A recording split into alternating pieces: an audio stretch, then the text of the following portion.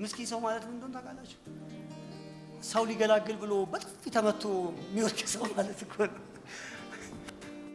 ኦዛ ይባላል። ምንም እኮ አልገባው ብቻ በሬዎቹ ፋነኑ ብሎ ሮጦ የምስኪንነቱን ሊሲል አደረገው፣ ወደቀ። አንዳንዶቻችን እኮ እግዚአብሔርን በፈለግንበት ማለዳ ያጣናቸው ብዙ ነገሮች ስፈልግ አላላችሁ? ጾሜ ምን አመጣው? ጸልዬ ምን አመጣው?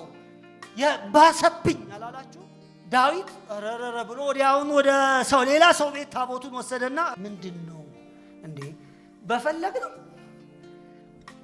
ከኛ ጋር እንዲሆን በወደድን እዛ እግዚአብሔር አነቃያች ክሊክ አደረገ። ሲያደርግ ምንድነው ኦኬ እንደቃሉን ያልፈለግነው እግዚአብሔር መፈለግ አንድ ነገር ነው። እንደምኑ መፈለግ እንደ ቃሉ አልፈለግንም። እንደ ቃሉ ስትዘምር እንደ ቃሉ ስትጸልይ እንደ ቃሉ ስትኖር እንደ ቃሉ ስትመላለስ እንደ ቃሉ